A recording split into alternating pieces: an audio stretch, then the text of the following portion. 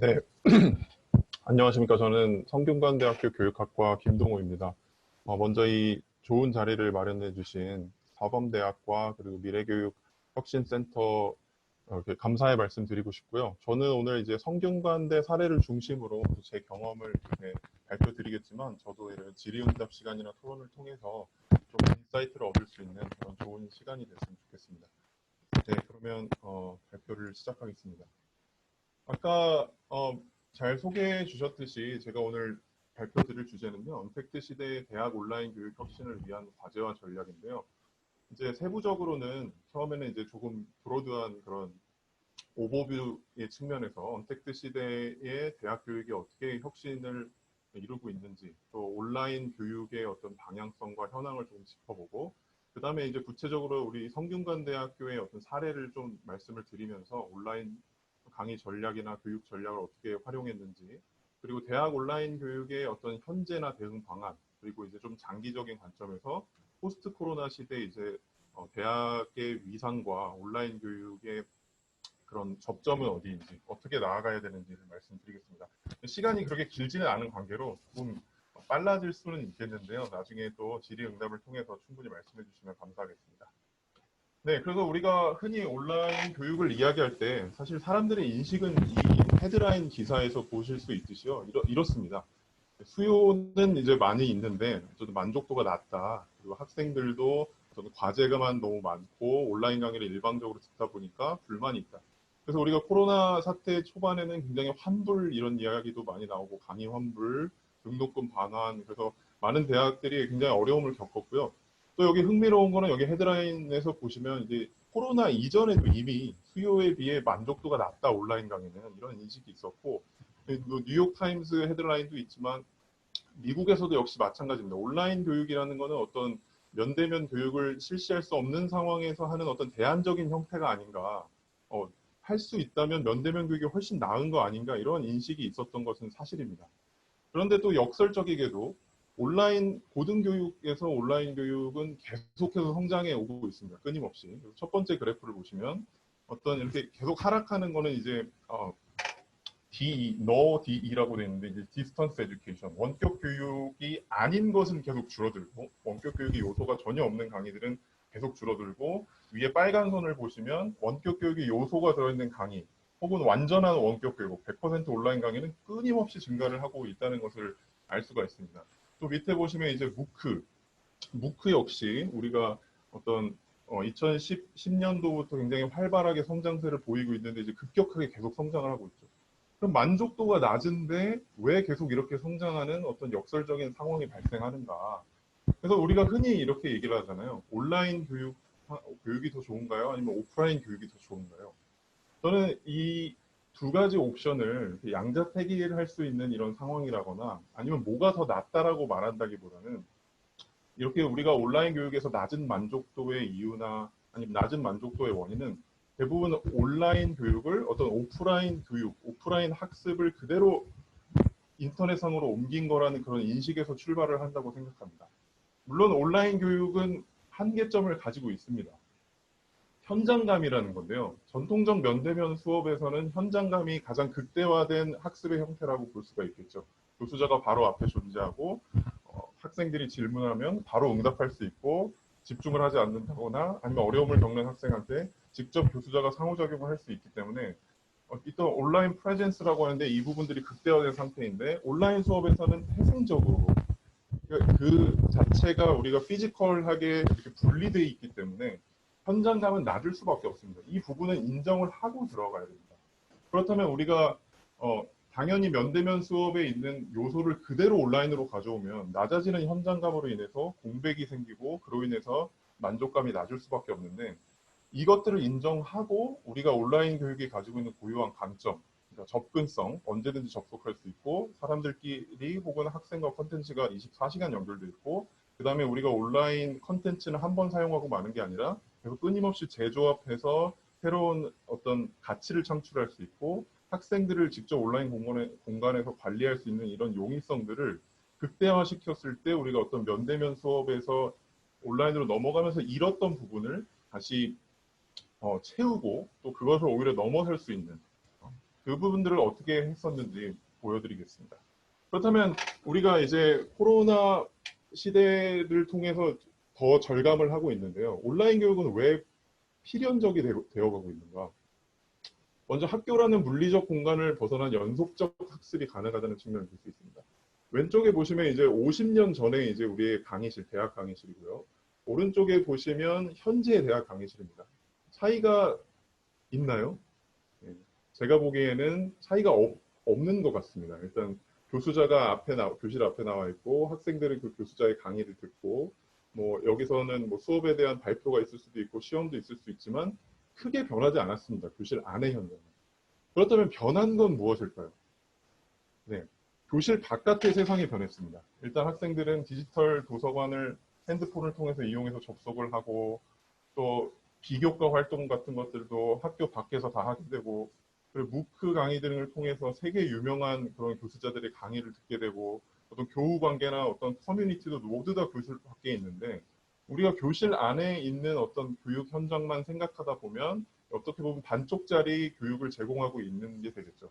이런 부분들을 모두 아우를 수 있는 그러한 형태의 교육이 그리고 그런 것들을 이룰 수 있는 어떤 중요한 메서드 중에 하나가 온라인 교육이라는 것입니다.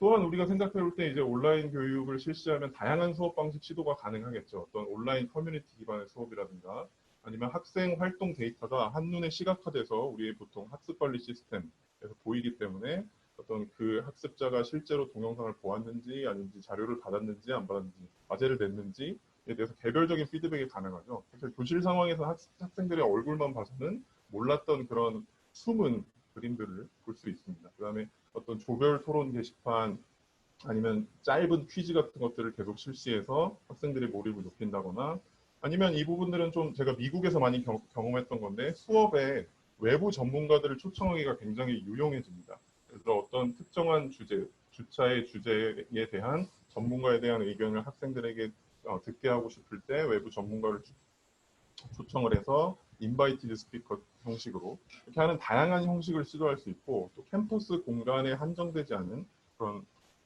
다양한 접근법들을 사용할 수 있고 또 우리가 교육자로서 또 교육기관으로서 또 생각해 봐야 되는 것이 우리 학생들이 대학을 졸업했을 때 가져야 할 그런 직업 그리고 학생들이 경험하게 될 직면하게 될 어떤 일의 방식은 지금까지와는 많이 다르다는 것이죠. 여기 사진에 나와 있듯이 실리콘밸리에서는 특히 그렇고 어떤 글로벌한 기업들은 모두 다 클라이언트나 아니면 파트너들이 세계 곳곳에 떨어져 있기 때문에 온라인으로 굉장히 협업을 많이 하게 됩니다. 뭐 협업 툴, 슬랙이나 뭐 이런 이름인데요. 뭐 그런 툴들을 활용해서 계속 끊임없이 의사소통하고 이런 방식이 익숙해져야 되기 때문에 학교 교육만 이제 교실에 한정된 상태로 계속 머물러 있다는 것도 문제점이 될 수도 있습니다. 또 여기 통계 자료에서 보시면 이제 결과적으로 12년 내에 지금의 2배 이상, 2.5배만큼 어떤 리모트 워크, 원격 근무, 유연 근무, 재택 근무를 하게 되는데 학생들은 코로나 사태 이전에 이미 나와 있는 통계입니다. 학생들은 어떤 온라인 리터러시나 아니면 디지털 리터러시를 가져야 된다는 그런 인디케이터라고 볼 수가 있겠죠. 그렇다면 이렇게 온라인 교육에 대한 포텐셜이 많은데 왜 지금까지는 잘 실시되지 않았나? 교수자의 비협조가 굉장히 많겠죠. 아까 말씀드렸듯이 온라인 교육은 좀 현장감이 없고 효과가 떨어져 학생들도 그렇게 생각을 하고 테크놀로지와 비용 문제도 있어 왔습니다. 그래서 이런 것들을 해결하기 위해서 교수자에게 인센티브를 준다거나 의무적으로 온라인 교육을 하게 한다거나 뭐 했는데 이러한 기존 접근에 더해서 이제는 온라인 플랫폼 자체가 가진 고유의 강점에 이제 초점을 맞춰야 될 때가 아닌가. 다시 한번 강조드리지만 접근성, 연결성, 확장성, 관리 용이성의 측면에서 학생들이 온라인 콘텐츠를 계속해서 자기가 결손된 부분을 반복해서 시청할 수가 있고 그리고 강의실 밖에서 커뮤니티를 구성한다거나 아니면 고비용 위험 실험 시뮬레이션 같은 것들을 실시하고 글로벌하게 다른 사람들과 네트워크를 하거나 아니면 초청 강연자를 하거나 아니면 매년 강의자가 한 번 콘텐츠를 만들면 동질하거나 좀 더 개선된 형태의 수업을 계속 제공이 가능하다는 측면에 초점을 맞췄을 때 온라인 교육이 더 의미 있게 실행될 수 있다는 겁니다. 그래서 예시로 들면 어떤 유니버시티 오브 캘리포니아 샌프란시스코나 아니면 스탠포드 대학에서는 의과대학 학생들한테 완전한 온라인 수업의 경우입니다. 의과대학에서. 이제 이 경우에 이제 위키 툴 같은 것들을 사용해서 학생들이 의학 용어 사전을 이렇게 만들게 하는 건데, 스탠포드 온라인 코스를 듣는 학생들의 경우에는 각 주에 다 떨어져 있습니다. 그 학생들이 2학년, 3학년이 되면 다 모여가지고 어떤 레지던트 과정 이런 걸 겪겠지만 1학년 상황에서는 이렇게 다른 주에 떨어져 있는 학생들끼리 컬래버레이션을 해서 서로 이렇게 사전을 만들고 그 다음에 계속해서 과제를 끊임없이 진행해 나가는, 이게 사실은 온라인 플랫폼이 아니라면 불가능한 일이겠죠. 그 다음에 그 학생들은 프로젝트를 진행하면서도 계속 스케줄을 공유하고 교수자가 이 워크플로우를 보고 학생들에게 바로 피드백을 주는 이런 경우가 있다고 하겠습니다. 또 이거는 랩스터라는 VR 어떤 애플리케이션인데, 학생들이 화학 수업에서 각 지역에 떨어져 있는 그런 미국 석사과정 수업의 예시로 알고 있습니다. 그러면 학생들이 각 지역으로 떨어져 있지만 고글을 끼고 직접 실험실 상황에 들어와서 화학 실험을 하게 되는 거죠. 그래서 이러한 그런 기술들이 예전에는 굉장히 고비용에 실시하기도 힘들었지만 점점 그 테크놀로지 비용이 좀 저렴해지고 교수자들이 좀 사용하기 시작하면서 여기 리스트되어 있는 대학 이외에도 굉장히 고등학교까지도 많이 사용하고 있는 상황입니다. 그리고 이거는 또 아까 말씀드린 어떤 인바이티드 스피커를 활용하는 예시인데요. 제가 미국 대학에 있을 때는 이런 경우가 굉장히 많았습니다. 한국 대학도 이제 점점 점차적으로 많이 하고 있는데요. 여기는 펜스테이트 대학의 수업에서 여기 사진에 보시는 플로리다 대학의 교수가 들어가서 자기의 전문 분야에 대해서 강의를 하고, 펜스테이트 대학 교수는 플로리다 수업에서 강의를 하는, 뭐 하나의 모듈 한 주차 수업이라고 할지라도 이런 교류들이 일어나면서 학생들이 좀 더 풍부한 학습 경험을 하게 되는 상황입니다. 그래서 김동호 우리가 교수님 예, 잠깐만요. 아주 좋은데 저기 선생님이 말씀하실 때 마이크가 약간 흔들려서 그러는지 지금 청중들로부터 이렇게 소리가 좀 흔들린다고 그러는데 마이크가 고정되어 있나요? 지금 이후도 한 20분간 들어야 되기 때문에 예, 예. 아주 좋은데 마이크가 잠깐 이렇게 막 그 지지직 그런 소리가 조금씩 나서 지금은 괜찮으십니까? 지금 괜찮아요 이제는. 그럼 조금 더 얼굴을 가까이 하고 그러면 되나요? 여하튼 뭐 마이크가 조금 이렇게 잡음이 생기는데 예, 지금부터 또 한 20분 들어야 되기 때문에 예, 지금은 괜찮습니다. 예, 한번 해보시죠. 그렇게 네, 심하진 않은데 아까도 괜찮았는데 네, 미안합니다. 온라인 플랫폼이라는 그것들을 도입할 때 우리가 가장 어려워하는 부분이, 우선 저한테 질문을 하실 때는 이렇게 하시더라고요. 온라인 과정으로 할까요? 아니면 오프라인으로 할까요? 근데 이 질문 자체에 대해서 우리가 다시 한번 생각해 봐야 된다고 생각합니다.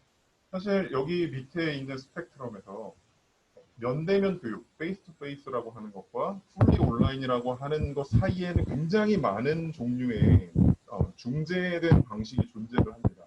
그래서 일부 테크놀로지를 교실에서 사용할 수도 있고 플립드 러닝을 할 수도 있고, 그 중간 어디쯤에 온라인 그런 컴포넌트들을 사용할 수 있는 그런 여지가 많은데, 우리가 양자택일을 해서 완전한 온라인, 완전한 오프라인 이렇게만 생각하면 좀 유연한 수업이 불가능하다는 것이죠.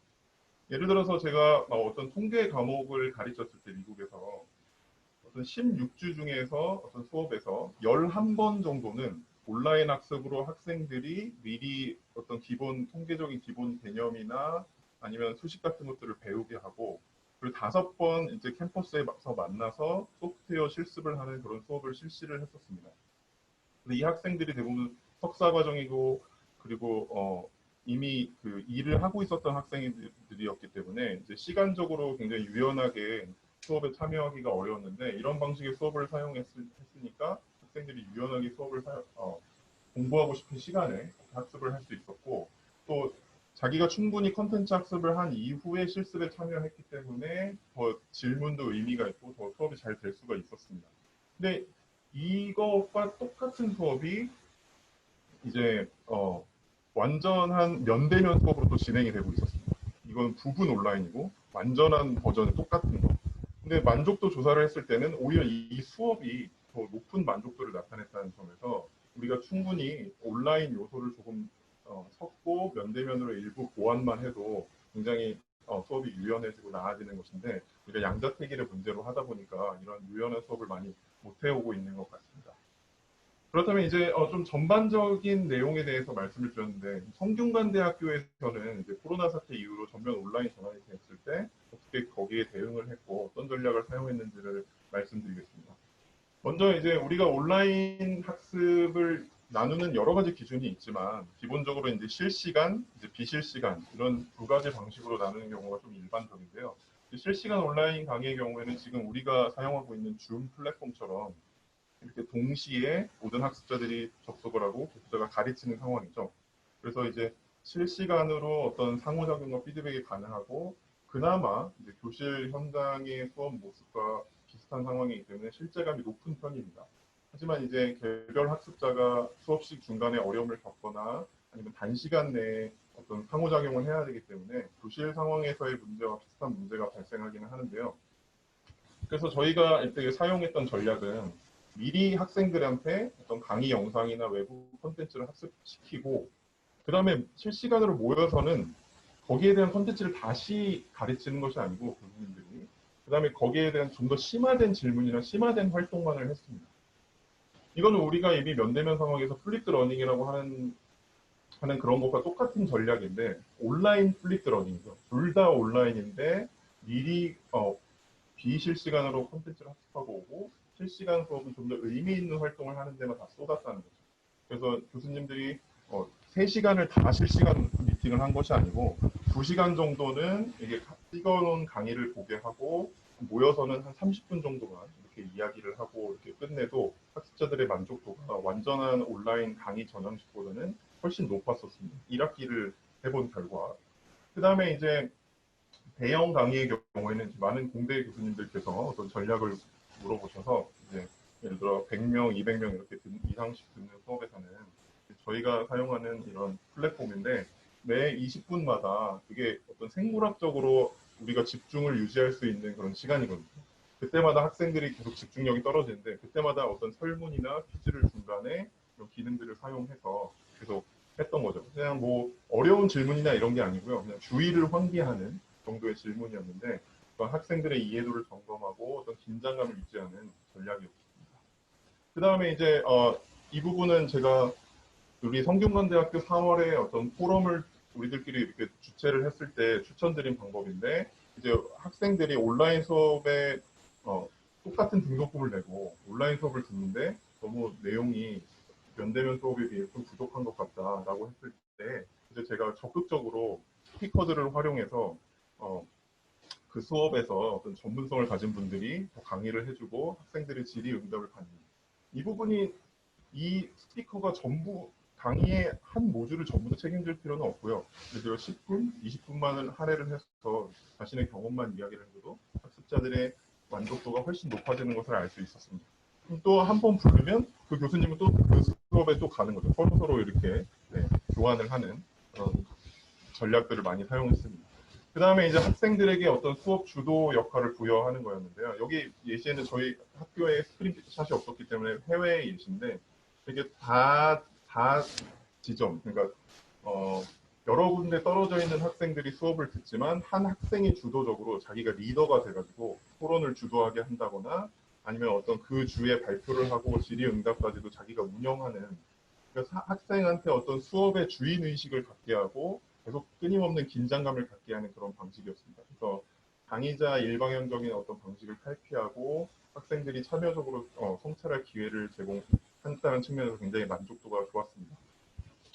그 다음에 지금까지는 실시간 전략이었고요. 그 다음에 이제 비실시간 강의, 우리가 흔히 녹화된 강의를 올리거나 아니면 학생들에게 외부 동영상을 보게 하는 경우인데요.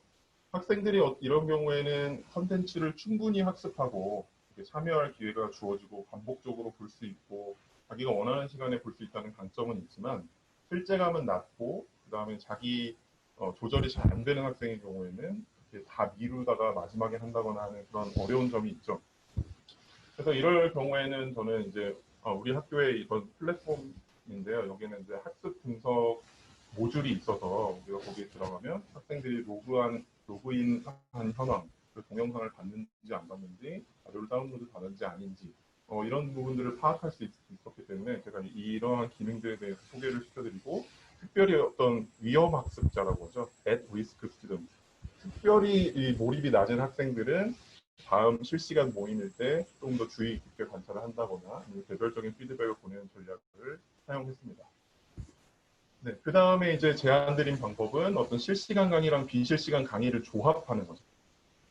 그러니까 교수님들 중에서도 실시간이면 한 학기 내내 실시간하거나 비실시간이면 내내 하시는 분들이 많은데 사실 격주로 실시해도 되고요.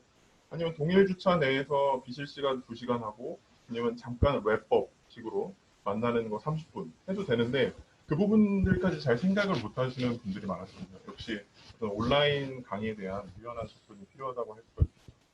그 다음에 이제 내용의 어떤 분절화라고 하는데요. 처음에 이제 코로나 사태가 터지고 강의 저장식으로 수업을 막 하기 시작할 때 대부분 교수님들이 3시간짜리 강의를 한 번에 찍어서 LMS 상에 올리고 아니면 뭐 1시간, 2시간 이런 긴 동영상을 올리시는 경우가 많았습니다. 네. 하지만 어떤 선행 연구에서도 어떤 인지과학이나 아니면 교육공학의 선행 연구에서도 볼 수 있듯이 학생들의 몰입은 10분밖에 가지 않습니다. 아무리 성인학습자라고 하더라도 생물학적으로 봤을 때 그만큼밖에 안 됩니다. 그래서 제가 제안드린 것은 각 동영상의 길이를 10분까지는 만약에 힘들다고 하더라도 20분, 30분 이내로 챕터별로 분절을 하고 어떤 텍스트 자료나 도표나 시각화 자료를 활용하도록 그렇게 말씀을 드렸었습니다. 그래서 실제로도 어떤 우리가 흔히 아는 테드톡이나 아니면 오른쪽에 나와 있는 루크 강의의 경우에도 대부분 이제 8분, 6분, 3분 뭐 이런 식으로 이렇게 구성이 되어 있는데요. 이제 오른쪽은 실제로 제가 들었던 강의인데 이제 강의를 이렇게 너무 짧았기 때문에 좀 산만해지지 않을까 이렇게 고민을 했었는데 실제로 들어보니까 약간 집중력이 떨어질만 할 때쯤 다시 한번 새로운 주제로 넘어가고 이렇게 했던 전략이 오히려 제가 학습하는데 굉장히 도움이 됐고 성균관대학교의 교수님들도 많이 전략을 사용을 해서 많이 나아졌습니다. 그 다음에 이제 우리가 교육학, 교육공학에서 많이 얘기하는 게 이제 선행 조직자 이론인데 학생들이 바로 온라인으로 혼자서 이렇게 공부할 때는 특히 바로 새로운 내용, 어려운 내용이 나오면 당연히 동영상에 집중하기가 쉽지 않습니다. 그래서 우리가 유튜브 요즘 많이 보시는데요. 유튜브에 어떤 그 동영상만 하더라도 처음에 요약된 거, 재밌는 부분을 잘라가지고 보여주고 그 다음에 본 내용이 나오고 그렇게 하죠. 그러니까 학생들이 학습을 잘 하게 하려면 학습자들이 이미 알고 있는 내용이나 친숙한 주제 혹은 뭐 신문 기사나 아니면 뭐 친숙한 일상생활에서의 그런 에피소드를 먼저 이야기를 해주고 그다음에 동영상으로 들어갔을 때 훨씬 깊이 있는 학습이 일어날 수가 있습니다. 그 다음에 어떤 또 인지 부화의 이론의 측면에서 봤을 때 강의 내용, 동영상 내에서 강의 내용이나 아니면 LMS 상에서의 어떤 코스의 그런 구조를 계속 예측 가능한 방식으로 구조하는 게 좋습니다. 그러니까 우리가 흔히 아는 길을 갈 때는 굉장히 시간이 빨리 가는 것처럼 느껴지는데 모르는 길을 처음 갈 때는 지루하고 굉장히 길고 그렇잖아요. 그러니까 우리가 동영상을 이렇게 찍고 할 때도 동영상에서 그 구조 자체를 계속 일관되게 만드는 겁니다. 저의 경우에는 처음에 강의에서는 시사 이슈를 짧게 1분 정도 이야기를 해주고 전차시에 뭘 했었는지 학생들의 그 게시판을 보니까 이런 질문들이 많았는데 이런 부분은 이렇게 해결하는 겁니다. 이렇게 공유를 해주고 그 다음에 본 수업 내용을 전달하고 그 다음에 문제를 푼 다음에 또 관련 논문을 리뷰하면서 좀 깊게 끝나는 이 구조를 계속해서 15주차 동안 유지를 했습니다. 그러면 이제 학생들의 평가는 아무래도 예상 가능한 그런 구조이기 때문에 훨씬 아는 길을 가는 것처럼 시간이 더 빨리 가게 느껴지고 더 불필요한 인지 부화가 줄어드는 게 되겠죠. 그 다음에 LMS 상에서도 이제 이렇게 콘텐츠들을 정리할 때 강의, 그 다음에 관련 자료, 그 다음에 퀴즈, 그 다음에 학습활동, 토론 뭐 이런 식으로 계속 일관된 구조로 스트럭처를 정리하는 것이 효과적이고 실제로 이런 것을 실시했습니다. 그리고 저희 학교에서는 학생을 통해서 실제로 수천 명의 학생들에게 강의에 대한 어떤 온라인 강의에 대한 만족도 조사 이런 것들을 실시를 했는데 좀 두드러졌던 의견들을 이렇게 정리를 해보았고 거기에 대해서 어떻게 대응을 해야 될지를 제가 강의를 드린 적이 있었습니다. 그래서 불만 사항 중에 하나가 이제 과제에 대한 설명이 부족하다거나 아니면 소통이 불가능하다. 강의 저장식 수업이 많았기 때문에 이런 이야기가 많았는데 그래서 제가 제안드린 방법은 비실시간 강의를 하거나 혹은 실시간 강의를 한다고 하더라도 어떤 오피스 아워를 온라인으로 정해놓고 학생들에게 이 시간 내에 이메일을 하면 이때는 반드시 즉시 답해준다. 혹은 일주일에 한 번 정도, 뭐 매주 화요일 오후 1시부터 2시 정도까지는 항상 줌에 접속해 있겠다. 그럼 그때 질문들은 와서 하라. 이런 식으로 오피스 아워를 운영을 했고 학교 차원에서 실시가 됐습니다. 그 다음에 이제 아까 말씀드렸던 이제 학습자의 온라인 학습 정도를 이제 다양한 방법으로 점검하는 것도 이렇게 제안을 드렸었는데, 뭐 아까처럼 뭐 학생들이 로그인 한 정도를 알 수도 있지만 그 부분은 이제 더 디테일한 부분 모르기 때문에 매주 굉장히 인지적인 그런 학생들이 수고가 많이 들지 않는 성찰 있죠. 예를 들어 20자 정도의 짧은 자기의 생각 공유하기, 아니면 2문제 정도의 퀴즈 풀기, 이런 활동들을 매주 이렇게 제시를 한 겁니다. 뭐 점수도 100점 만점이라면 한 0.5점, 1점 정도 부여되는 좀 부담이 없는 그런 성찰 활동이나 퀴즈 활동들을 이렇게 제시를 해주니까 학생들이 계속 긴장감을 느끼고 거기서 좀 재미를 느낀 것이죠. 네, 그 다음에 이제 효과가 굉장히 좋았던 거는 온라인 강의의 처음에 첫 주에는 항상 오버뷰나 아니면 Q&A, FAQ라고 하죠. 가장 예상되는 질문 같은 것들을 동영상으로 미리 만들어서 첫 주에 오리엔테이션을 실시했을 때 학생들에게 만족도 조사를 해보았더니 이 부분에 굉장히 좋았다라는 의견이 많았어요. 네, 그 다음에는 뭐 테크놀로지컬한 부분인데요. 녹화 강의 상태 유지 이런 것들이 안 됨으로써 일어나는 불만사항이 사실 8, 90%에 이르렀기 때문에 이 부분들은 초기에는 많이 이렇게 말씀을 드렸는데 지금은 좀 다 잘 하시는 그런 상황인 것 같습니다. 네, 그래서 이제 성균관대학교에서 어떤 전략을 사용했는지를 간단히 말씀드렸고, 이제는 조금 거시적인 차원에서 우리 대학 온라인 교육은 현재는 무엇이고 어떻게 대응해야 되는지 사례와 함께 간단히 말씀을 드리겠습니다. 제가 이제 우리가 직면하고 있는 이 시대를 세 가지로 정리해 봤는데요. 하나는 컨텐츠 과잉 시대입니다. 그리고 두 번째는 이제 디지털 네이티브의 시대. 2000년 이후에 출생한 이런 학생들이 몰려오는 시대가 됐고요.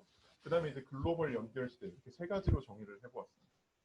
먼저 콘텐츠 과잉 시대는 아까 제가 초반부에 말씀드린 것과는 굉장히 연관이 있는데, 우리는 학생들은 이제 대학이 꼭 아니라고 하더라도 풍부한 콘텐츠들을 웹상에서 온라인 공간에서 언제든지 접할 수 있는 그런 상황입니다. 그렇다면 우리가 이런 미국의 아니면 세계적으로 쟁쟁한 이런 대학들과 경쟁하기 위해서 경쟁력을 갖출 수 있는 방법은 무엇인가?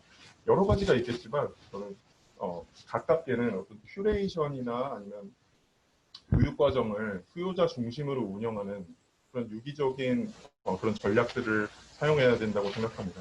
그래서 이제 신문 기사에서도 보면 올해 9월에 이제 교육부 쪽에서 이제 온라인 석사학위나 아니면 미국 대학과의 복수학위 교류 이런 것들을 허용한다고 이렇게 전면적으로 발표를 했는데, 미국에서는 이런 부분들을 많이 이미 활용을 하고 있습니다. 예를 들어 밑에 보시면 러닝 애널리틱스라는 수업은 이제 제가 플로리다 대학에 있을 때 자격증 과정으로 만든 이 자격증 과정이었는데, 오른쪽에 보시면 여기에 있는 과목들이 뭐 5개가 있죠. 이것들을 이수하면 이 학습 분석학 자격증, 뭐 나노 디그리를 준다.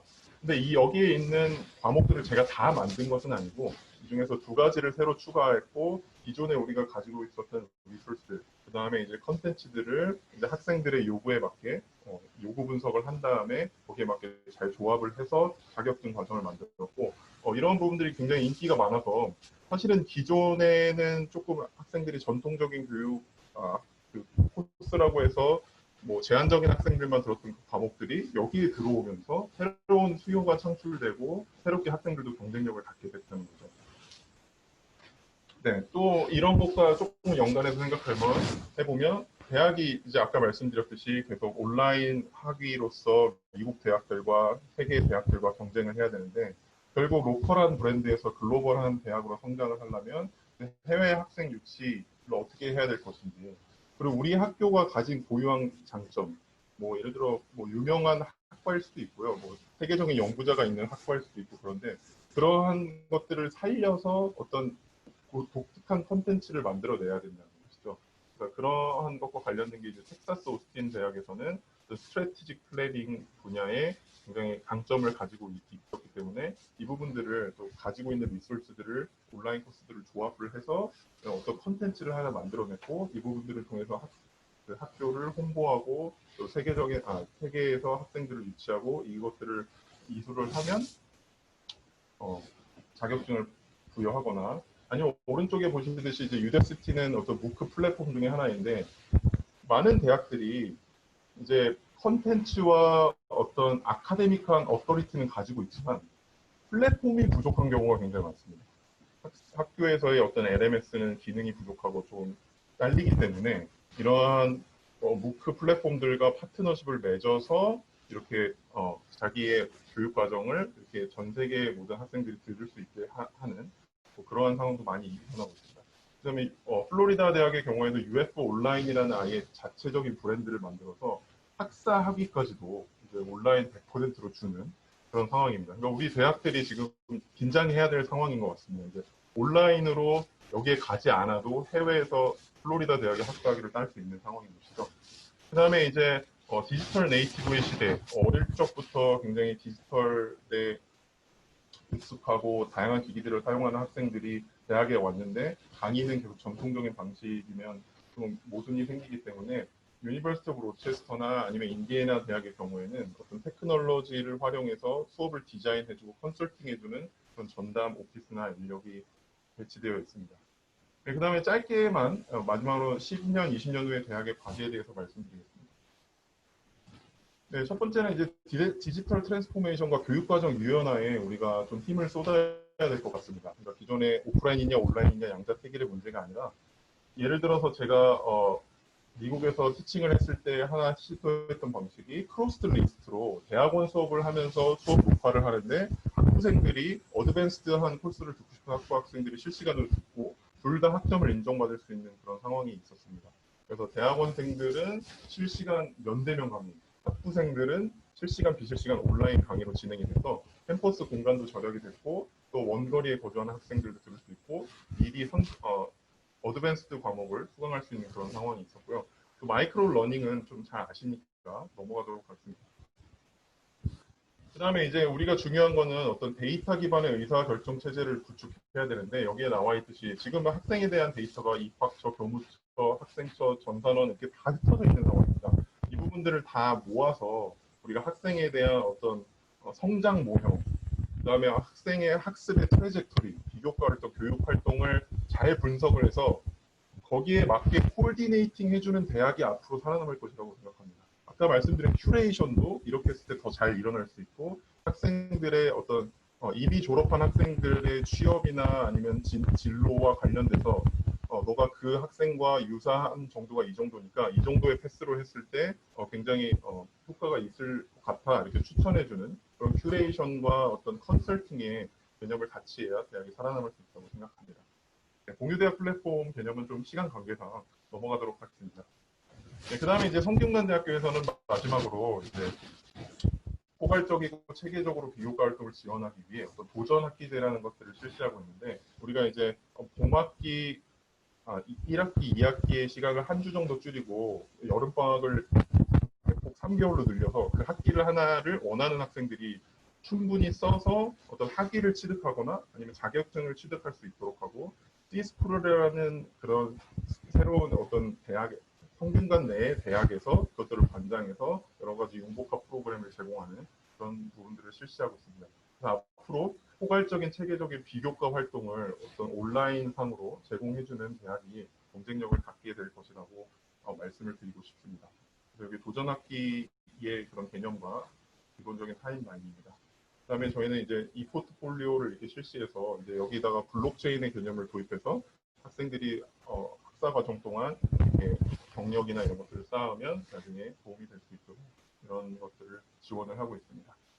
평가 전략에 대해서는 제가 시간 관계상 자료로만 공유를 했었는데요. 아까 부학장님께서도 말씀해 주셨듯이 여기 예체능 계열에서 어떻게 학생들을 온라인으로 평가해야 되는가 이 부분들에 대한 것도 조금 들어있으니까요. 참고하시고 질문 있으시면 해주시면 감사하겠습니다. 네, 긴 발표였는데요. 들어주셔서 감사합니다. 네, 반갑습니다. 잘 들리세요? 네, 잘 들립니다. 예, 반갑습니다. 저는 카이스트 이태혁입니다. 사실 저는 뭐 교육에 관한 전문가는 아니고요. 본래는 저는 뭐 산업공학과에서 주로 반도체 제조 자동화, 뭐 자동화 쪽에 주로 뭐 연구하고 하는데, 저희 학교에서 과거에 한 2011년부터 우리가 카이스트가 이런 연구중심 대학이고 이공계 학교지만은 뭔가 좀 교육을 좀 개선해야 되겠다는 그런 절실한 니즈가 있어가지고 제가 뭐 어쩌다가 맡게 돼서 그동안 쭉 진행하면서 가졌던 경험과 생각을 오늘 조금 다시 한번 공유를 드리도록 하겠습니다. 먼저 초대해 주셔서 굉장히 영광입니다. 그래서 제가 이 타이틀은 굉장히 거창하게 됐는데요. 사실은 제가 이 정도까지 할 내용은 아니고 간단한 뭐 내용만 같이 한번 이야기를 나눠보겠습니다. 제가 이게 죄송하네요. 괜찮습니다. 예. 네. 이게 잘 안 넘어가는 이게 먼저 지금까지의 우리 온라인 교육을 한번 간단하게 생각해 보겠습니다. 그래서 제 기억에는 2000년도 전후해 가지고 인터넷 그 웹 기술이 아주 급속히 발전하고 그 당시에 그걸 사용해서 온라인 쇼핑, 전자상거래라는 것이 굉장히 갑자기 보물처럼 터져 나왔습니다. 그러다 보니까 우리 이제 대학에서도 교육을 뭐 온라인으로 하면은 좋지 않겠나. 어떻게 보면 그 기술이 굉장히 잘 맞거든요. 물론 당시에 인터넷 속도나 이런 비디오 처리 기술로는 조금 어려운 점도 있었지만 그래도 굉장한 기대를 가졌고 저도 그 당시 학교에서 이제 그런 일을 조금 돌려보니까 많은 분들이 기대를 많이 이야기했어요. 한 뭐 10년, 20년 뒤면 우리 이제 일반 오프라인 대학이 없어지지 않겠나 이런 이야기도 그때도 나왔던 것 같아요. 그 이후로도 실제로 이제 사이버 대학이라는 게 만들어졌죠. 만들어지고 뭐 메가스터디도 나오고 그리고 근래 와서는 뭐 묵 한다고도 이야기했고 또 묵도 바람이 막 불면서 뭐 미래 대학들의 큰 위협이 되고 이게 대학들이 크게 재편될 거다 이런 이야기도 많이 있었습니다. 그래서 일반 대학들도 이제 근래 와서는 이제 온라인 교육을 하게 됐다는 거죠. 우리나라에 보면 뭐 원격 대학이라는 게 딱 구분돼 있잖아요. 그런데도 일반 대학에서도 이제 이런 온라인 교육을 이제 하게는 됐는데 뭐 갈 길이 먼 거죠. 그러다가 이제 우리가 어쩌다가 전면 온라인 수업을 뭐 어쩔 수 없이 하게 되었습니다. 그리고 일반 대학도 온라인 학점을 전면 허용한다는 우리 교육부가 대단히 놀라운 이런 결정을 한 거예요. 저도 뭐 교육부 자문 가서 몇 번 이야기가 지금 당장 모두가 불법을 하고 있는데 이 계속 갈 거냐고 그래서 하여튼 뭐 결국 여러 가지 이유 때문에 이렇게 할 수밖에 없었겠죠. 이게 하나의 큰 흐름인 것 같습니다. 그런데 지금까지 온라인 교육은 제가 볼 때 뭐 우리가 이러닝이다 뭐 이렇게 이야기하지만은 사실은 녹화된 강의 그리고 뭐 실시간으로 또 수업을 하는 경우에도 결국은 이게 저는 강의였다는 거죠. 그래서 교실 강의를 단지 어떤 식으로든 녹화든지 실시간으로 방송을 했든지 뭐 그냥 방송했을 뿐이지 사실은 뭐 이게 온라인이 들어오면서 우리가 수업 방식이나 이런 학습 방식을 별로 변화시키지는 않았다고 저는 생각이 듭니다. 그리고 또 한편 우리 잘 아시듯이 이미 이제 세계적으로 이제 유명 대학의 고품질 강의가 대량으로 이제 공개된다는 게 중요한 것 같아요. 그래서 최고의 대학들이 최고의 강의를 대량으로 공개하기 시작했는데 사실은 아직까지 갈 길이 먼 것 같아요. 시작할 때는 금방 뭐 과목이 엄청나게 늘 것처럼 생각했지만은 뭐 제가 알기로는 아직도 뭐 옛날에 한 3, 4천 이내에 머물고 있다 생각이 듭니다. 그리고 또 한편 중요한 것은 저는 우리가 교육 분야가 어떻게 보면은 저는 뭐 이게 공학을 하다 보니까 입장에서 보면은 아직 가장 산업화가 안 되고 상품화가 안 되고 서비스화가 안 된 게 아닌가 하는 겁니다. 그런데도 불구하고 요즘 보면 출판사들이 글로벌 출판사들이 강의 자체는 이미 거의 다 온라인으로 제품화해 가지고 상품 서비스화하고 있다는 게 굉장히 중요한 것 같아요. 그래서 온라인이 굉장히 많이 변화하고는 있는데 아직도 뭐 이슈가 많이 있는 것 같습니다. 그래서 무엇이 이슈인가, 온라인 교육도 어떻게 가야 되겠나 하는 게 하나의 요즘 뭐 중요한 화두이기도 한데, 이건 제가 볼 때 온라인을 떼고 그냥 우리 교육이 뭐가 이슈인가, 우리 교육이 어떻게 가야 되는 하는 이슈하고는 사실은 같은 이야기라고 봅니다. 그래서 우리 전면 온라인 교육을 근래 했는데요. 그 경험을 간단하게 한번 살펴보겠습니다. 이건 제가 뭐 다 아시겠지만 뭐 보도가 됐더라고요. 교육부에서 지난 봄학기에 했던 그 우리 전면 온라인 교육에 대한 조사를 했던 것 같아요. 그래서 뭐 국정감사에서 어쩔 수 없이 그 자료를 내놓고 이야기를 했는데, 뭐 통계가 여기저기 있지만은 제가 볼 때 전반적으로 집중이 저하된다. 집중 저하라는 게 온라인이라는 게 속성상 사람이 계속해서 집중하기 힘들다. 그리고 소통이 또 부족하다. 그리고 실제로 피로도가 높다. 실제로 이 피로도 높다는 이야기는 뭐 한 몇 달 전에 마이크로소프트에서 자기들이 자체적으로 조사해 본 바로도 이게 온라인 피로도에 대해서 굉장한 그 중요한 데이터가 있더라고요. 그 다음에 이제 접속이 불안하다, 학습 장소가 공부할 온라인이지만서도 집에서조차 내가 조용하게 공부에 집중할 공간이 없다. 실제로 해외도 그렇고 국내도 이게 굉장히 중요한 이슈인 것 같아요.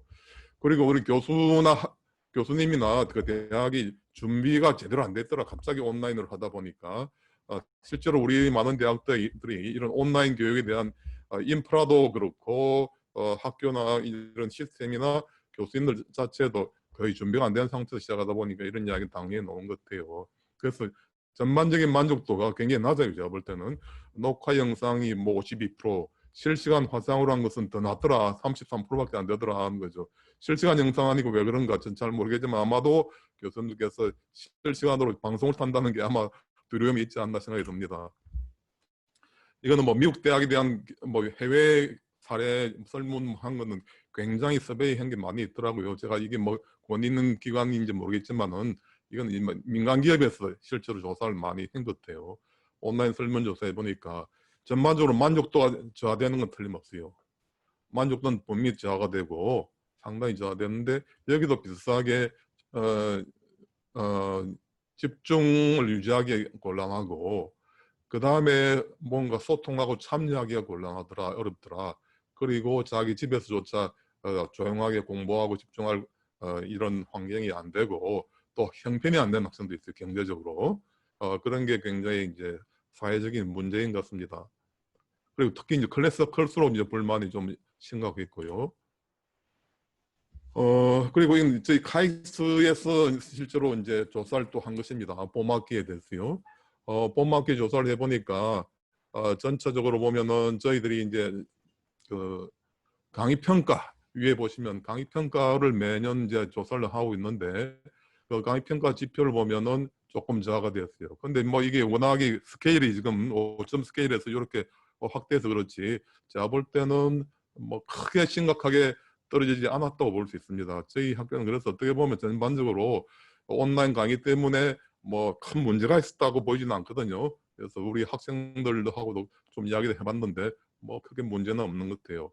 대신에 이제 특히 이제 액티브 러닝, 저희들 이제 약간 에듀케이션 뭐 3.0, 4.0 프로그램으로 쭉 해가지고 쭉 해왔기 때문에 그런 액티브 러닝한 수업들이 있고, 그 다음에 실험 실습, 팀워크 하는 수업들도 있어요. 근데 그런 수업도 온라인도 이제 가능하게 되더라는 겁니다. 그래서 어떻게 보면은 우리가 온라인으로 갑자기 바뀌었지만은 이렇게 한 9% 정도가 이렇게 이미 액티브 러닝 하고 있었는데, 그런 수업들도 어떻게든 여기 적응해서 큰 문제 없이 돌아가고 있다는 거죠. 그리고 대체로 보면 이제 녹화 강의가, 강의 자체로 보면은 저희들 강의 중심 수업, 그 다음에 강의 및 실험 실습도 있는데, 강의 및 실험 실습이라는 게 옛날에 하던 저희들의 에듀케이션 4.0 주로 액티브 러닝을 주로 많이 포함하고 있어요. 그 다음에 실험 실습 많은 과목이 있고 한데, 강의 중심 과목에서 보면 아무래도 녹화 강의가 좀 평이 좀 낮았어요. 그 녹화라는 것이 해보셨겠지만은 혼자서 강의한다는 게 너무나 부자연스럽고 이상하다는 거죠. 그래서 실제로 가을 학기에는 지금 하고 있지만은 이게 실시간 강의 비중이 확 높아졌어요. 자기가 녹화를 해보니까 이게 불만이 좀 높기 때문에 뭐 차라리 실시간으로 하는 게 좋겠다 해서 많이 바뀌었습니다. 또 저희는 성적 뭐 평가에 대해서도 이제 막 다 그렇게 하셨겠지만은 과거에는 주로 ABCD 중심으로 주던 걸 갖다가 이번에는 굉장한 자유도를 줬어요. ABCD도 주고 뭐 페일 뭐 합격 불합격도 주고 그다음에 ABCD에다가 또 합격 불합격을 또 골라서 주고 학생의 선택도 가능하게 좀 다양한 옵션을 줬어요. 왜 그러냐니까 온라인으로 하면서 혹시 학생이 수업을 제대로 못 듣는 문제도 생기고 할 수 있기 때문에 학생들한테 많은 자유도를 줬습니다. 교수님한테도 좀 뭐 선택을 드렸고요. 그랬고요. 그런데 이제 다들 이슈가 평가가 문제인 것 같아요. 많은 분들이 이제 평가가 이제 어떻게 해야 되느냐, 특히 해외에서도 가끔 뭐 온라인 교육할 때 이 평가를 어떻게 하느냐고 질문, 뭐 문의가 오기도 했습니다. 그래서 저희는 이제 이 평가를 좀 다양하게 또 이것도 다양성을 인정하게 했습니다. 개별 시험을 보거나 또는 대체 평가를 하거나 그래 보면 되게 이제 테이크홈 이그잼이나 완전 오픈북을 해버리고 아니면 이런 퀴즈나 뭐 다른 여러 가지 프로젝트나 발표 이런 거로 대체하는 경우도 있고요. 그 다음에 실제로 실시간 원격 시험을 보는 경우도 있습니다. 그 경우에는 줌하고 카메라를 좀 한 1.5m 이상 떨어뜨려 가지고 주변이 좀 보이게 하고 주변에 안 들리게 하고 뭐 이 시험 장면을 녹화한다 뭐 등등 해서 충분히 그렇게 한 그 시험들도 있고요. 그 다음에 실제로 이제 일부 과목 실험실 진짜 할 수 없는 것들은 일부 대면으로 하기도 했습니다. 그리고 뭐 이런 온라인으로 시험 감독한 서비스를 하다가 미국 대학들은 옛날부터 쓰고 있더라고요. 저도 이게 시험 보는 장면을 옆에서까지 봤는데 이게 더 스트레스가 많아요. 쭉 모니터링 하면서 옆에 소리가 들린다든지 뭐 하면은 AI가 자동적으로 워닝을 자꾸 주고 얼마 이상 되면 또 바로 교수한테 통보를 해버리니까 이거 온라인 시험 보는 게 더 이게 스트레스가 많은 게 사실이고요. 뭐 굳이 하려면 이렇게도 할 수 있는데 미국의 상당수 대학들이 온라인으로 바로 학점 인증해 주는 과목도 있기 때문에 이렇게들 하고 있는 것입니다. 그래서 이 전면으로 이제 온라인 수업을 하다 보니까 여러 가지 이제 문제와 이슈가 있는 것입니다. 아까 뭐 말씀드렸지만은 정리를 한다면은 집중이 저하된다. 그리고 지루하고 피로하고 이 또 동기부여가 잘 안 된다. 그리고 학습을 통제하기 힘들다. 특히 학생 간의 격차가 심화된다. 동기부여가 뚜렷한 학생들은 굉장히 집중하고 잘하는데 결국은 여기 좀 집중이 잘 안 된 학생들은 더욱 차이가 커지는 것 같아요. 근데 이거는 제가 볼 때 이제 오프라인 수업에서도 제가 볼 때 한 뭐 보면 경험상 뒤에 한 3분의 1은 별로 집중을 안 하거든요. 근데 뭐 온라인이 되니까 더 심화될 여지가 있다고 봅니다. 그래서 아까 말씀드렸던 여러 가지 소통 참여 문제, 교수법 미숙하다, 그다음에 질 문제, 평가의 문제, 공정성 등 뭐 사회성 저하 온갖 이야기가 다 있는 것 같아요. 그리고 이거는 학교에서 교수가 또 학교나 교수가 어떻게 할 수 없는 문제들도 상당히 있는 것입니다. 그래서 저는 이런 문제들이 과연 새로운 문제냐? 새로운 문제가 아니라는 거죠. 옛날 우리가 오프라인으로 하던 수업 시절에도 똑같은 문제가 있었다는 거죠. 그런데 온라인화 되면서 이 문제가 좀 더 증폭이 되고 노출이 된 게 아닌가. 그리고 이제 이 문제들 좀 절실하게 깨닫기 시작했을 뿐이다 생각합니다. 그럼에도 불구하고 저는 이런 문제들이 대부분은 간단하게 해결이 가능하다는 거죠. 우리가 노력을 좀 한다면요. 그래서 우리 온라인 교육이 어떻게 가야 되겠나에 대해서 간단히 한번 생각을 해보겠습니다. 그래서 제 나름대로 이제 여러 가지 또 자료도 찾아보고 평소 생각이도 했는데 제가 뭐 여기 다 인용은 하지 않았지만 많은 자료를 찾아보니까 뭐 맥락은 똑같은 것 같아요. 온라인 교육에서 오히려 학생들 참여나 상호작용을 강화해야 된다. 그리고 수업 뭐 활동을 가능하면 짧게 더 분할해야 된다. 녹화뿐 아니라 이런 수업 활동 자체도 분할해서 해야 되고, 그리고 온라인일수록 오히려 팀 학습이나 팀 과제 이런 걸 하도록 하는 게 좋다. 팀 숙제도 팀으로 주면은 학생들 간에 소통을 좀 더 많이 할 수 있다는 거죠. 그리고 퀴즈나 과제를 하게 되고 녹화 수업에서도 가능하면 이 실시간 세션을 중간중간에 좀 우리가 많이 활용하는 게 좋겠다는 거죠. 그리고 학생 개별적으로 관심을 가져주고 특히 뭐 우리가 SNS나 뭐 여러 가지 채널이 있기 때문에 메시지를 줄고 질문도 하고 좀 피드백도 직접적으로 많이 해주고 하는 것이 좋더라는 거죠.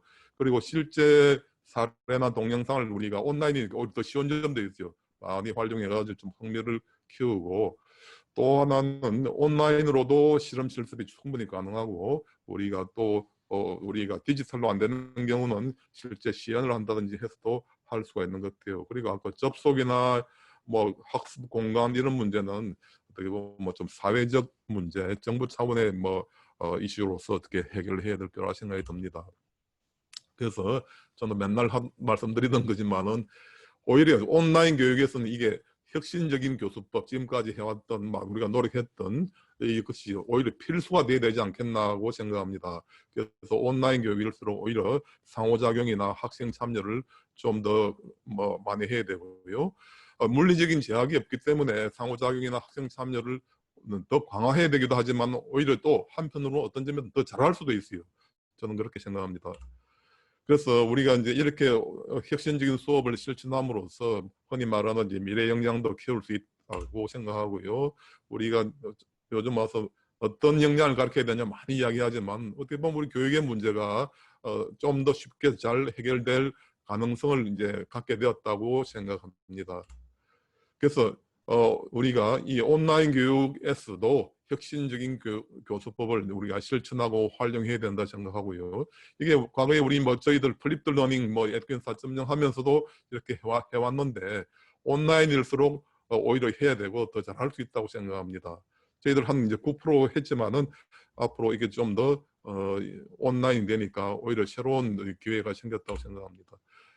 그래서 온라인 수업이 그 혁신적 수업을 더 잘할 수 있다고 생각하는데요. 특히 이제 팀학습도 온라인으로 우리 줌 같으면 서브그룹 기능 이용하면 충분히 잘할 수 있는 것 같아요. 발표도 시키고 실험 실습도 시키고 할 수 있고요. 특히 온라인이니까 학생 이름을 다 볼 수 있잖아요. 그리고 바로 앞에서 가까이 똑같은 거리에서 다 보고 있잖아요. 우리가 큰 강의실에서 하면 저 뒤에 있는 학생은 멀리 떨어져 있고 어떤 학생은 앞에 있고 하지만 이제는 거리 차이가 없이 바로 똑같은 간격으로 우리가 볼 수 있기 때문에 오히려 학생하고 더 가까워졌다 볼 수도 있는 거죠. 그리고 학생 이름이 나와 보이기 때문에 학생 이름을 외울 필요 없이 바로 부를 수도 있고 정보를 공유할 수도 있고요. 여러 가지 자료 같은 걸 공유하고 평가하고 분석하기도 훨씬 용이할 수가 있다는 것입니다. 그리고 실제로 저희들 이제 잘 알고 있지만서도 완전히 온라인으로만 이렇게 수업한 학교가 있지 않습니까? 그 학교가 그런 식으로 이렇게 옛날부터 했지만은 몇 년간 오히려 뭐 잘 되고 있는 전례도 있고요. 제 개인 수업에서도 사실은 이제 이렇게 수업을 하지만은 이 팀워크를 주로 많이 합니다. 팀워크를 하는데 온라인으로 이렇게 팀을 나눠주고요. 이제 앞에 보시면 저 같은 경우는 학생들한테 아예 들어올 때 자기 그룹 이름을 나눠서 갖고 오게 합니다. 그룹 1에 누구다, 그룹 2에 누구다 하면 이걸 쭉쭉 학생들한 우리가 TM으로 보내기 굉장히 좀 소홀하거든요.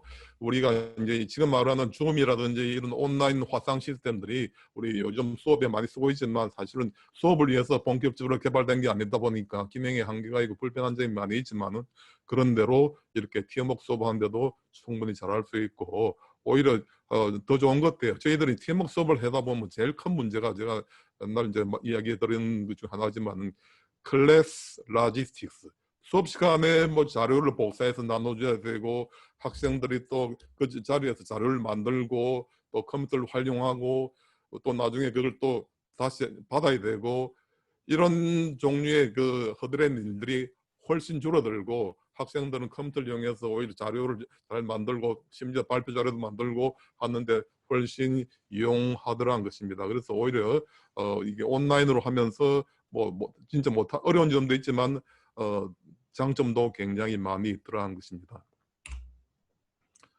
그래서 저는 뭐 이 우리가 LMS라는 것이 정말 이 새로운 요구에 맞게 좀 차세대 LMS 플랫폼으로 발전해야 된다 생각하고요. 단순히 강의에서 벗어나서 이런 식으로 새로운 우리가 수업을 지원할 수 있는 온라인으로 잘 지원할 수 있는 시스템이 저는 필요하다고 생각합니다. 그리고 저희들은 그런 노력으로 개발을 뭐 진행하고 일부 하고 있고 또 할 예정입니다. 또 하나는 저희들 이공계다 보니까 실험 실습이 굉장히 문제가 돼요.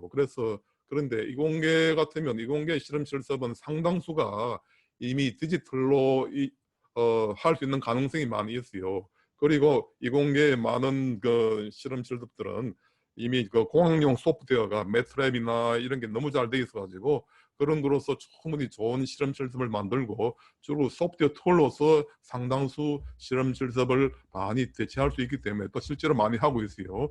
그런 굉장히 가능성이 있다고 보고요. 그래서 대신에 요즘 말하는 이 멋진 가상현실이나 이런 것들은 제가 볼 때는 기술적으로는 가능한데 이제 개발하는 노력이 너무 많이 들어요. 투자대 효과가 적고 말하자면 이제 노력은 많이 드는데 사용자가 적으니까 좀 경제성이 좀 떨어지는 거죠. 그렇지만은 저는 방법이 있다 봅니다. 그래서 지금 본격적으로 이런 것들을 개발해야 될 때고요. 저희는 그래서 올해 미래교육혁신위원회라는 걸 또 별도로 만들어 가지고 여러 가지 코디네이션도 하지만은 이런 온라인 실험 실습 개발을 지원하는 사업을 좀 강하게 드라이브하고 있습니다. 그래서 이렇게 이제 뭐 갑자기 시작하다 보니까 제대로 된 실험 실습을 원격으로 못하는 것도 있지만은 뭐 교수님들 가운데는 여러 가지 아이디어를 많이 내시는 것 같아요. 주로 이제 이 실험 실습하는 장면을 이 영상으로 이렇게 실시간 중계하는 것도 있고 그 앞에다가 조교하고 학생 몇 명을 앉혀놓고 대학원생을 앉혀놓고 실제 실험 실습을 데모를 하면서 학생들이 대학원생이 대신 질문도 하고 토론도 하고 또 이 데모를 보여주고 하는 그런 식으로도 하고요. 그리고 또는 스마트폰을 이용해서도 또 뭐 충분히 실험 실습이나 토론을 잘 뭐 하시는 것 같습니다. 여기도 뭐 한 인터넷에 찾아온 예인데요. 실제로 이렇게 실시간으로 중계하면서 충분히 실험 실습을 뭐 데모식이지만 학생들하고 또 토론을 많이 하면은 약간 뭐 대역의 역할을 하면서 충분히 간접적인 체험이라도 잘 할 수 있다고 봅니다. 그래서 저희들은 이제 저희 학교 캠퍼스 안에 바로 이제 키스티라고 과학기술정보연구원이 있기 때문에 거기서 오래전부터 에디슨 사업이라고 가상 실험 실습을 하고 공연 사업을 해오고 있습니다. 그래서 근래 와서 저희들이 이제 여기하고 좀 더 협력을 해가지고 우리가 물리라든지 그 다음에 화학이라든지 이렇게 생물이라든지 화학에 연관된 과목들의 실험 실습 컨텐츠를 좀 더 협력적으로 개발해가지고 학과 단위하고 개발해서 좀 더 개발해서 공유하는 걸 하려고 합니다. 그래서 제가 볼 때는 이런 개발 노력이 너무 많이 들기 때문에 이런 쪽에는 개발해서 이 실험 실습 컨텐츠를 공유하는, 제가 그래서 가끔 이름을 묵이 아니고 물이라고 합니다. 물. 매시브 온라인 오픈 온라인 뭐 랩이라고 그런 걸 사실은 앞으로 해야 되지 않을까 생각이 들고 저희들은 그런 쪽에 앞으로 더 노력을 집중할 예정입니다. 그래서 오프라인 수업이 온라인 보다 온라인 수업이 더 잘할 수도 있다는 겁니다. 더구나 이건 한 재밌는 예인데요. 이건 한 3년 전에 저희 이제 과에 젊은 교수님이 해보신 거예요. 자기가 묵으로 이미 온라인 강의를 만들어 놓은 게 있어요. 그래서 이따가 자기가 또 오프라인 수업을 하는데 두 수업을 동시에 다른 클래스로 열어가지고 진행을 했거든요. 그런데 온라인 수업은 주로 이제 자기가 묵 녹화하는 걸 이용하고 두 번의 오프라인 세션을 갖고 그 다음에 오프라인으로 시험 보고 했는데 만족도도 굉장히 좋고 이렇게 수업하는 게 좋더라. 그리고 시험 성적도 오히려 더 우수했어요. 그래서 우리가 흔히 대면 수업을 해야만 상호작용을 더 잘할 수 있고 온라인 수업하면 그게 안 된다는 게 통념이었는데 반드시 그렇지도 않다는 거죠. 이게 뭐 일반화할 수 있는 뭐 하나의 케이스지만은 너무 뭐 일반화할 수는 없지만은 굉장히 중요한 점을 시사하고 있다 봅니다. 그리고 또 하나는 제가 볼 때 이미 우리 학생들은 이미 진화를 해가지고 이런 온라인에 좀 더 잘 적응되어 있는 게 아닌가 하는 겁니다. 예를 들면 요즘 우리는 저도 네이버에 자료를 찾으면 저는 주로 텍스트를 읽지만은 요즘 애들은 바로 유튜브 동영상을 바로 보더라고요. 그래서 저희들하고 완전한 좀 뭔가 상당히 달라졌다는 겁니다. 그래서 마무리하겠습니다. 우리 온라인 교육을 왜 해야 되는가에 대해서 한번 생각을 좀 다시 한번 해봐야 되는데요. 과거에 우리가 이런 목적으로 했다면은 이제는 교육의 질을 높이고 이게 또 미래 역량을 배양한 방향으로 해야 되고 특히 이제 수업 방식을 이제 혁신할 수 있는 좋은 기회라고 생각이 듭니다. 그래서 교육 분야에 정말 디지털 혁신이 일어날 수 있는 또 해야 되는 좋은 시기에 와 있다고 생각이 듭니다. 그리고 온라인 수업일수록 토론이나 팀워크나 실험실 수업, 혁신적인 수업 방식 실천, 또 피드백, 학생들이 피드백을 많이 해주는 걸 굉장히 많이 원하고 하더라고요. 어제 사실 저희 학교에 교육혁신의 날 행사를 했습니다. 우리 작년에 했고 올해 두 번째로 했는데요. 우수 사례들 발표를 들어보니까 많은 좋은 케이스들이 학생한테 그때 개별적으로 학생이 한 내용에 대해서 피드백을 잘 해준 게 굉장히 좋더라 하는 겁니다. 오히려 온라인 수업이 이 질을 높이는 데 더 유리할 수도 있다고 생각합니다. 그래서 온라인 교육의 과제는 이런 혁신적인 수업 방식을 온라인에서 뭐 해야 되기도 하지만 좀 더 노력해서 실천하는 게 중요하고요. 온라인이 더 이상 우리가 옛날 종래 방식의 강의가 아니라는 거죠. 그리고 온라인으로 실험실 수업 컨텐츠를 많이 개발하고 공유하는 게 필요하고요.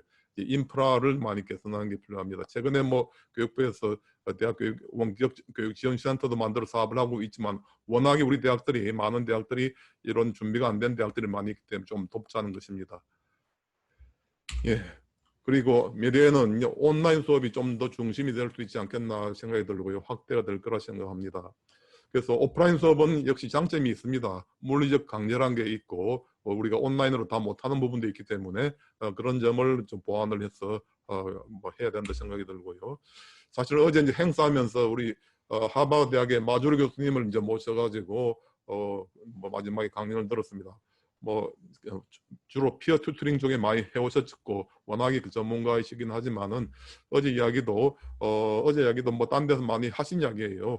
인데 중요한 것은 온라인이 혁신을 촉진할 수 있고 오히려 이런 혁신적인 수업을 실천하는 좋은 기회고 오히려 가능성이 더 높다는 걸로 저는 크게 뭐 생각하고 있습니다. 그래서 과거에는 우리가 일방 전달식 강의는 요거밖에 못했지만 이제 새로운 온라인 교육에서는 이 모든 여러 가지 다양한 모드를 우리가 다 100% 활용할 수 있다는 것입니다. 그래서 우리가 과거로 우리가 돌아갈 거냐는 거죠. 코로나 사태가 끝나면 그때만 기다린다. 그때 빨리 과거로 돌아가겠다는 분도 있겠지만은 과연 과거로 돌아가야 되느냐 또는 갈 수 있느냐 뭐 이런 여러 가지 이슈가 있습니다. 고민이 있는데요. 어쩌면 이 시점이 우리가 지금까지 생각했던 또 고민해왔던 교육을 다시 한번 재발명하는 그런 시점이 아닌가 생각이 듭니다. 감사합니다.